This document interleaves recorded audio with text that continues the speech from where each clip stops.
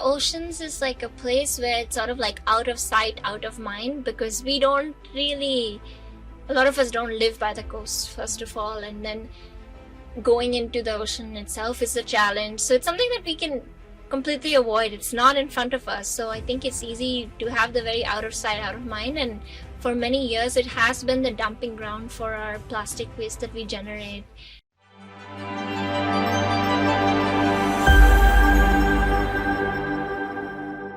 Welcome again, and thank you so much for coming on my podcast and doing this shoot again. And so on this podcast, since it's the second part of our podcast, our conversation, so I would like to focus upon more about your achievements and what all you have been doing. And recently actually you have attended few conferences, so I would love to know about those, and I would love to know what was the impact and that it is going to make in our society, and what was your experience over Sure. there? So last year and this year, I got to attend COP, which is Conference of the Parties. It's an annual meeting that happens where world leaders, negotiators, civil society comes together to discuss solutions to climate change. Can you name those organizations? So government. So basically, from every country, there's people from the government that comes, and there's basically a lot of UN, because they work on policy, like global policy. So there's a lot of UN representation at Like these. UNICEF. And UNEP, which is the United Nations Environmental Program. So such organizations that come to this conference, and also civil society. When I say civil society, a lot of like NGOs founded by people that are not related to the government, but they are individuals who started these organizations, and they're working with other people to make a difference or to have a solution to climate change. And the one thing that I can bring up that people might relate to about this conference is a lot of people might have heard of the Paris Agreement, which was signed in 2015. And this actually happened during the COP. Which happened in 2015, and during the Paris Agreement, it was agreed by, I think, 196 nations to basically make sure that we limit the increase of global temperatures to below 2 degrees Celsius and to about 1.5 degrees Celsius. So that was the biggest thing that was achieved, and a lot and people heard about That was this. a basic goal of that conference. That was the COP, thing that right? came out of the Paris Agreement. Okay. And every year, basically, countries come together to see what we can do to achieve this goal, and reduce our emissions of carbon dioxide and fossil fuels and all of that. So how they are actually targeting that? What are the things or process that they want to make a change into? Maybe I'm not saying in a right way. What are the changes they are trying to make, to achieve that goal, basically? Yeah. When it comes to the government, I think there's a big push to reduce how much fossil fuels we're using, because we know our livelihoods run on fossil fuels, burning of petrol and gas for electricity, for our vehicles, and for all the different things in our lives.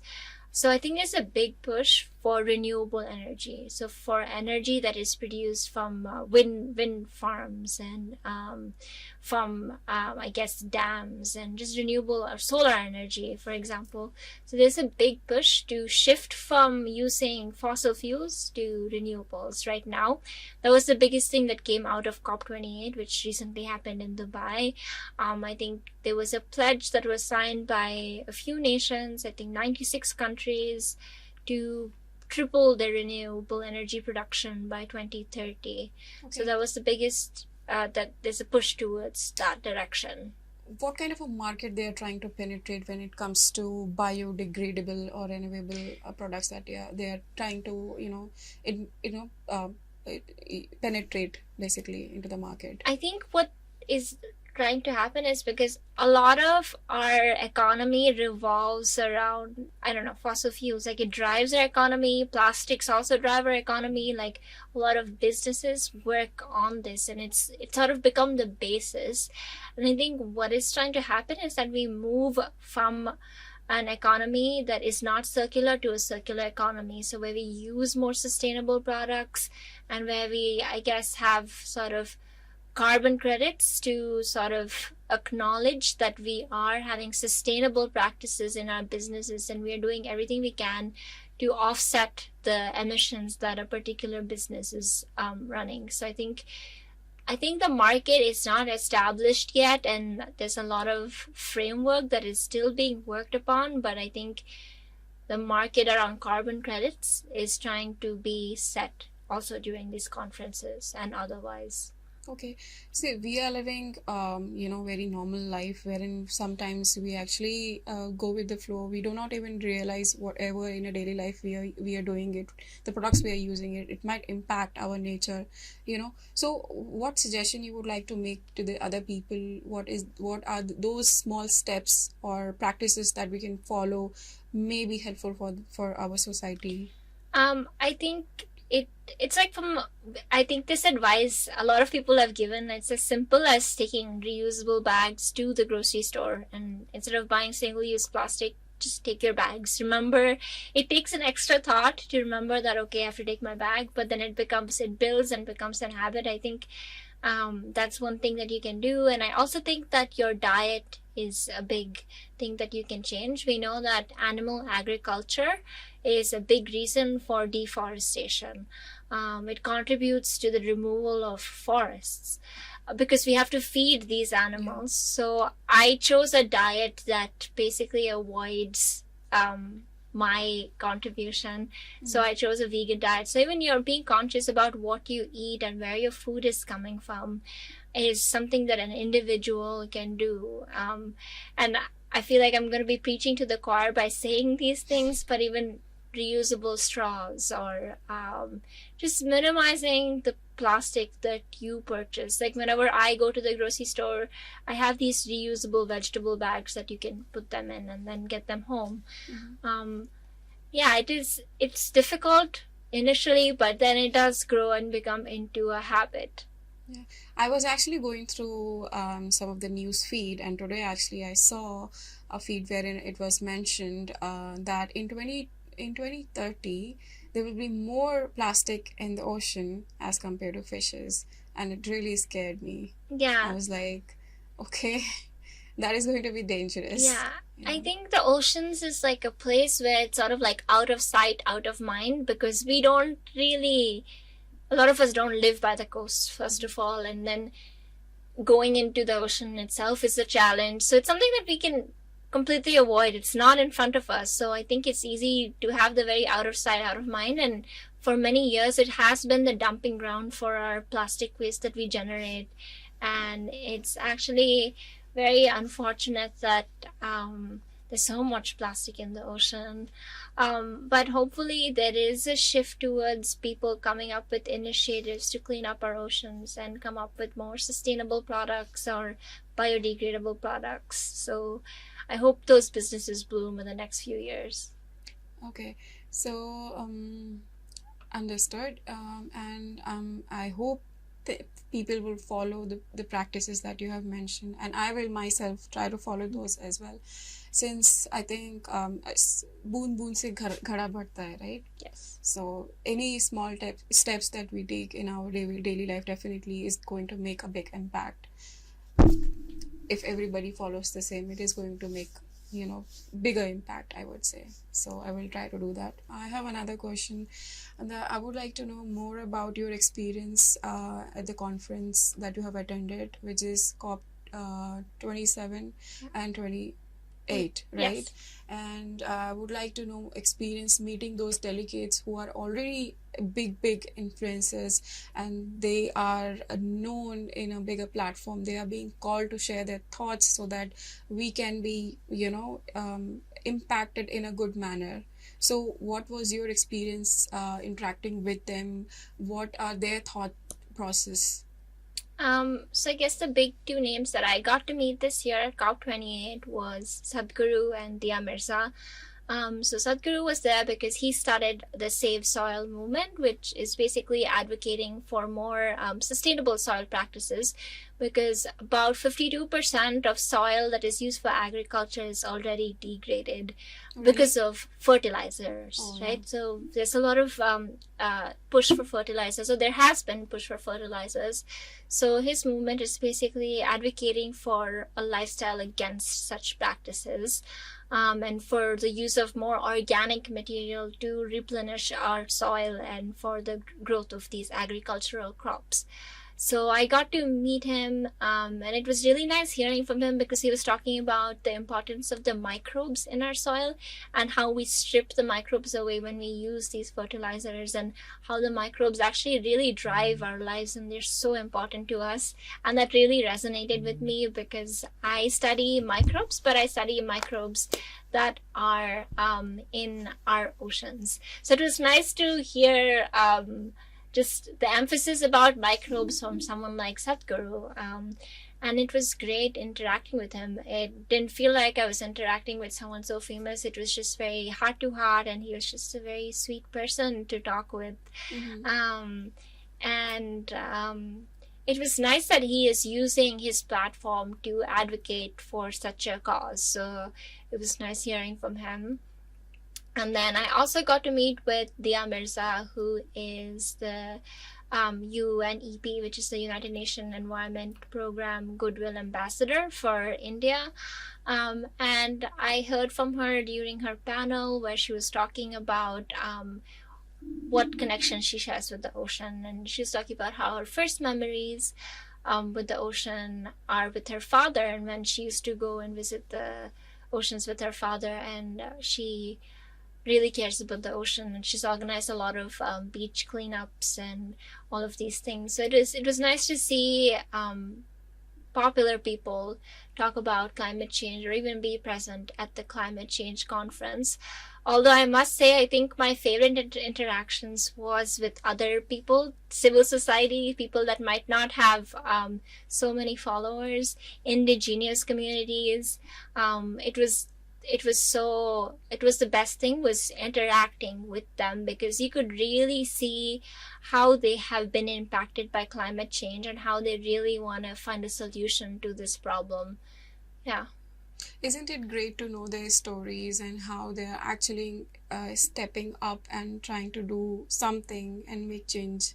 Yeah, it is, and it is very empowering to see them do all of these things with bare minimum support. It's sometimes they're doing even more than the government does, and they're not being recognized enough as their efforts are, I think. Yeah. And that is one of the reasons I wanted to do this podcast with you.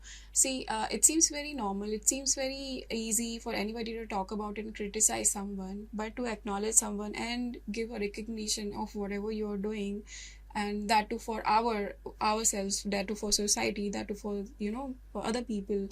And it's great. And I'm so proud of you. Thank you. Yeah. Thank you. And anything else that you would like to share with us, maybe I'm not aware of, and you want to share any of your experience? I think it was experience with mixed emotions. I think the hopeful part and the part that I enjoyed the most was to talk with people and see their passion and see that they truly want to make change, and I really resonated with that because I want to do that as well.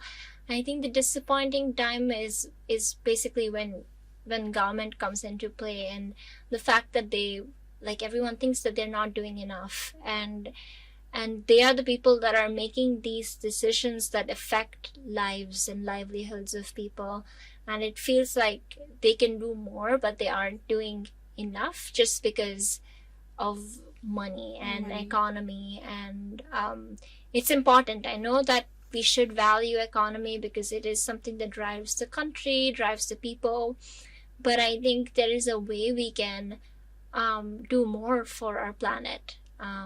And I don't think the governments are stepping up enough. Yeah. Any government? You're not targeting any specific I'm not moment. targeting any specific. I think the small nations, which are these small island nations, they really care about policy, and that's because they are directly being impacted. Because when you're a small island nation, for example, you are facing the impacts of climate change firsthand. You are seeing an increase in natural disasters, and you are losing on your economy. So these governments and people, heads of states that belong to these small nations, we can see that they want to do more. But countries that are more developed, or countries that are more in the developing side, and have a more stable economy, it seems like they don't care enough. Yeah. Okay. So has any time it happened that you felt demotivated or nervous or restless about your work, and maybe when you got this opportunity to join COP, what was your feeling? I think it was a lot of excitement. I think that's what I felt. I don't think I felt nervousness as much. It does feel like I talk about this, but I don't think I'm doing enough. There are a lot of people that are doing more than me, so I think I experience the frustration of not being able to do enough. I am producing science that is recognized by a specific group of audience. The science papers that are produced from research institutes, not everyone can read because the language is very catered to the science community. So I think I've experienced a lot of restlessness in that, is that the science that we produce sometimes can be meaningless and doesn't really work with communities to find a solution to a problem that is there already. And since I started my PhD, I think this is a great opportunity for me to, for my chapters, for my thesis, come up with questions and answers to questions that are more relevant to society and that people actually care about. But I think I do experience a lot of frustration in this realm. Yeah. How do you think you can bridge that gap? I think by participating in conferences like the COP, I think I can bridge that gap by networking with people there and connecting with people there and asking people what they really care about, so I can incorporate that in my science and just collaborating. I think that's the biggest way in which you can bridge that gap that's there.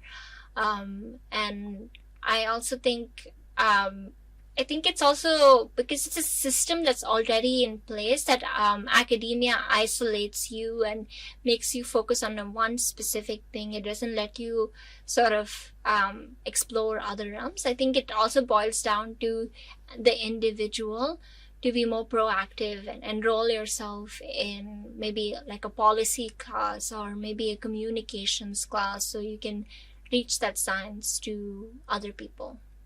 Okay. That's absolutely true, and I hope whatever you are trying to do and make difference and make an impact, and I'm sure you will be able to do it, and all the wishes from my side. And okay, let's change the topic. Yeah. I wanna make the conversation a little bit lighter, and I would like to talk about your love for animals, because I do not want to not to talk about this topic, because I have seen you doing a lot of things for the pets and all the even roadside animals as well. So would you like to share your love for animals? Sure, that's my favorite topic, and I think that is why I do what I do. I think that has played a big role in shaping my career. I always grew up with dogs. My nanny, she always had dogs. So I always felt comfortable around them. And then I mean, in India, we see a lot of stray dogs. So it's hard to miss. So I started interacting with these stray dogs. Actually, my neighbor in my house, they had a dog and then they left.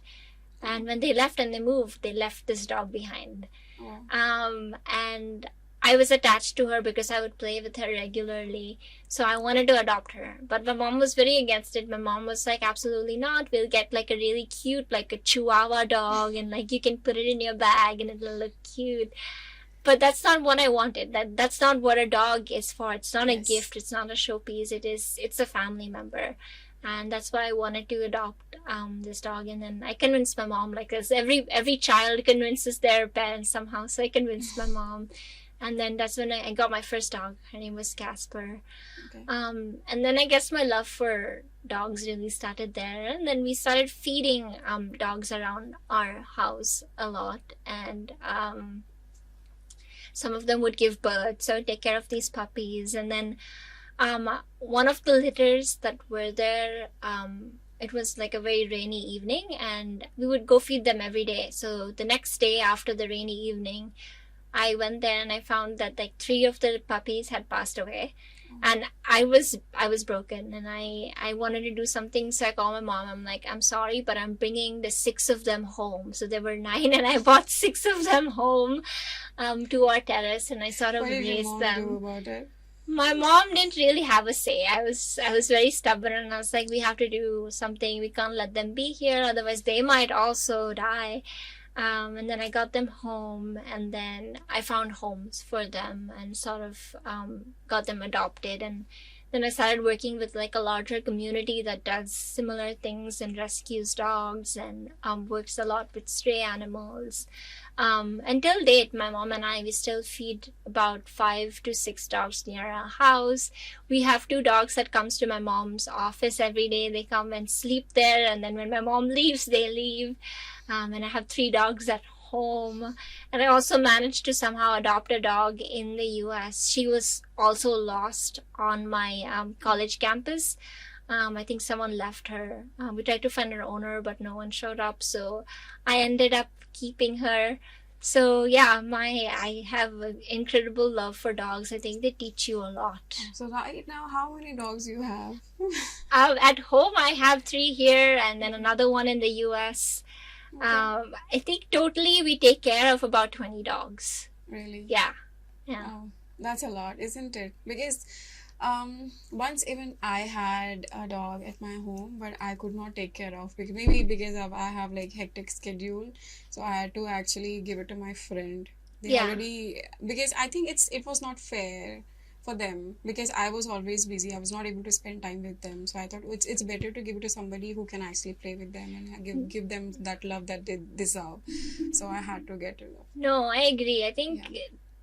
having a dog is like having a child. Yes, It is a lot of work. it is. But luckily, I have a mom that's very supportive with Yeah. this, and she also takes care of them like her children. So we have help at home that helps with the dogs, obviously. And back in the US, I have very supportive friends that now I'm not there. They're going to be watching her for me. So it is a collective effort. It takes a family to raise a child. It also Yes. takes a family to raise a dog, I think. And I think it's important that we recognize that even if you don't want to bring one home, there are so many around you. You can take care of them, you can feed them, and you can just nurture them. Even if you don't have the time to bring one home and make it your responsibility, you can do the bare minimum and feed them. What would be the precautions that you would like other people to make whenever they are actually approaching a dog? Because we have actually heard so many stories wherein actually stray dogs have attacked, people. So any suggestions you would like to make? I think a lot of these stories we only hear half the side, but I think dogs only are reactive when you put them in danger.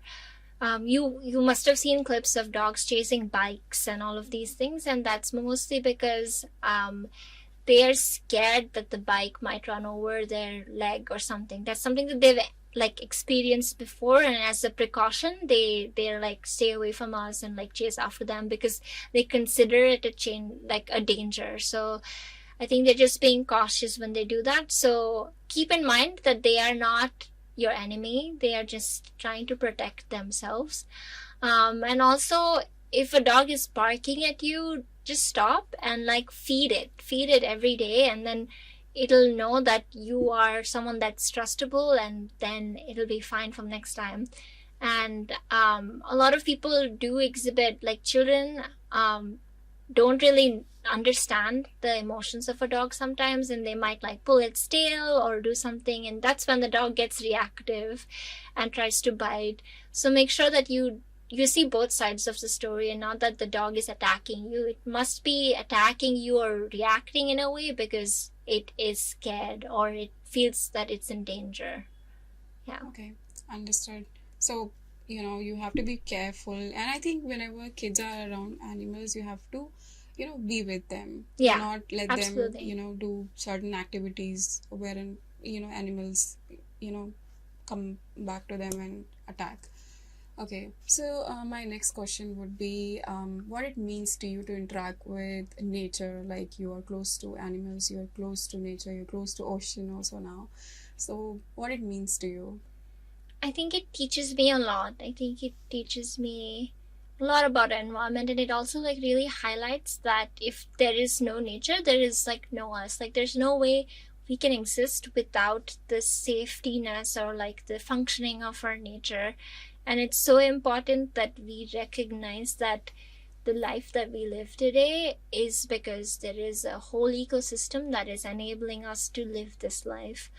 And I think animals teach you a lot of things. I think most importantly, they teach you how to be responsible. They teach you compassion. And they just teach you how to care about something other than yourself. And I think those are the biggest messages or lessons that I have learned from interacting with nature, the oceans, and animals in general. Rightly said.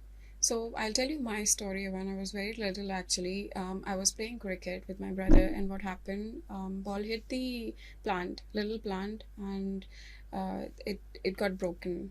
Okay, and I started crying because I used to feel like that it must be painful for them. So what I did was, like, I went to that plant. I Oh, actually did the bandage, and I put some water on top of it. And after 2 3 days, actually it was all fine. So I felt that I think that I nurtured that plant. So I actually felt very great that time, even though I was very little. I think I would have been in class first or second. I just thought of sharing this story out of yeah. nowhere. No, I mean, I think that also emphasizes how nature is very resilient, and if you Yeah. give it a chance to recover, Mm. it is able to recover. So if we let our forests alone and we don't try to be more urban and we don't cut down forests to build more tall buildings, it will grow, like it will thrive, but we just need Yes, to let it be. let it be. Yeah. Absolutely. And last but not the least, maybe we will do another podcast after this, another session. But for now, I have last question. What are you gonna do next? What are you forecasting to make change to this society, for the nature, and for when we talk about global warming? What is your next step? What are you trying to do? I Anything? think for me there are two, three things that I wanna. These are just ideas. They haven't been manifested yet. But my idea so far is that I do want to work with the youth in India, because I know that there are people that want to pursue a career that is related to the environment and related to, for example, marine biology or any other field that's related to the environment. I know they want to do it, but I don't think there are enough resources for them to pursue a career in this. And I think I want to try and help them. And I want to try and build a program that helps them. And I was fortunate enough to meet some people at COP that share the same interests. So hopefully that manifests. And then I guess I do just have my PhD ahead of me. My focus right now is on microbes and how broadly they help store carbon and they help break down carbon. And microbes are often ignored because they're so tiny, we forget that they even exist, and they basically help us run a lot of functions in our ecosystems and within our bodies. So I want to produce research that is valuable to policy. I think my overall goal, like I've mentioned before in the previous podcast, is to come back here and make sure that we take good care of our Indian Ocean and we learn more about it and we safeguard it and we protect the biodiversity in our ocean. That's a long term goal. That's something that I'm saying, but I don't know how many years that's going to take me. Yeah. But I would like to say that, when we manifest and when actually we think about it and we put efforts, definitely things will Yeah, happen, and I'm sure you will be able to achieve, and you'll be able to come back to India and make the changes. I hope Yeah. so. Thank And you. thank you so much for giving me your time. Thank you. It was nice talking to you. Another one more question I have. Sorry. One last question is that since we know each other for almost 12 years, although we didn't meet in between, but have you ever thought about it that you will be on my podcast? I am not. I did not think that I would be here and I would be sharing my work with you. I was very young when I met you, and Yes. I did not think that this would happen at all, but it's funny how life works out and we are here today. Thank you for inviting me, and I'm so glad I could share my story and my research. I'm so great to have you here. Thank you.